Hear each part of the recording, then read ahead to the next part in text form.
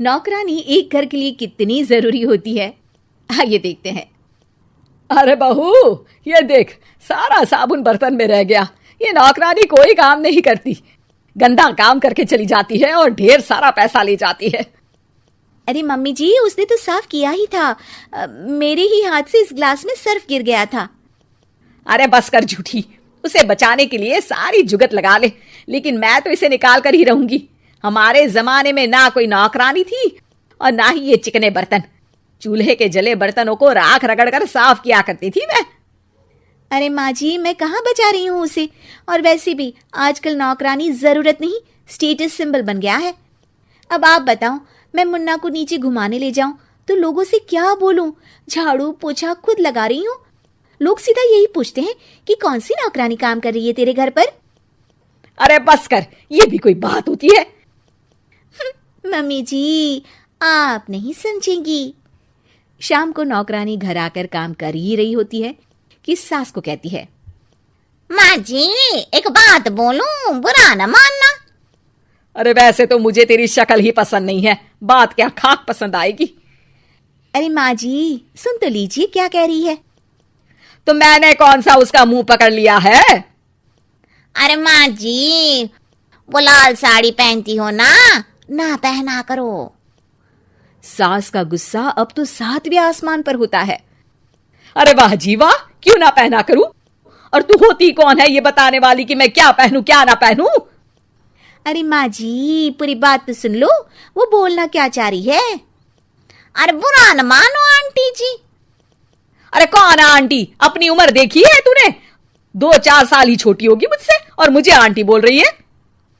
बहू सर पर हाथ रख लेती है। अरे अच्छी खासी उम्र दराज हो और आंटी ना बोलूं? मैं तुम्हारी बहू से भी 4 साल छोटी हूं। क्यों दीदी? बोलती भी क्या, एक तरफ सास यानी पति की माँ, तो दूसरी तरफ नौकरानी जिसके बिना घर का काम नहीं चल सकता। वो दरअसल माँ जी की शादी में बहुत जल्दी हो गई थी ना। अच्छा ये झगड़ा छोड़ो, ये बताओ तुम माँ जी को लाल साड़ी पहनने से क्यों मना कर रही हो?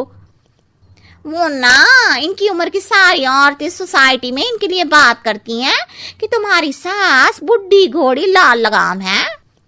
बहू को ये सुनकर गुस्सा आ जाता है। अरे वाह वाह, कौन बोलता है जी? खुद क्या है यहाँ की औरतें, बाल सफेद लेकिन टाइट जींस और कोई कुछ भी पहने।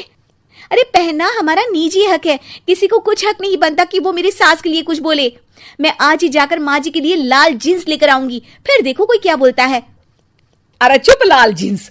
अरे सुन नौकरानी के बच्ची, जाकर बोल दे उन लोगों से कि उन लोगों की तरह मैं उड़ती नहीं फिरती हूँ घर बार छोड़कर।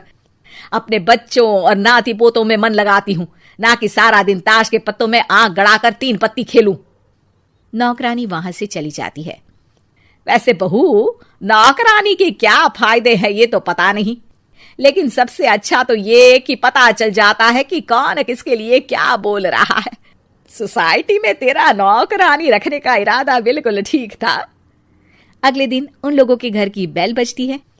बहू दरवाजा खोलती है कि सामने कुछ औरतें खड़ी होती हैं। अरे बहू, कहाँ है तेरी सास? बुला जरा। अरे बहन जी, आप सारी एक साथ आइए आइए, कैसे आना हुआ? अरे 3 पत्ते खेलने आई हैं, क्यों खेलोगी? क्यों नहीं, वैसे भी बड़े दिन हो गए, एंटरटेनमेंट हुआ नहीं। बहू जा जाकर पकोड़े तो बना ला। अरे बस करिए, आगे कुछ पीछे कुछ। वैसे तो कहती है कि परिवार पर ध्यान देती है, हमारी तरह 3 पत्तियां नहीं खेलती। हमने कौन सा परिवार छोड़ दिया?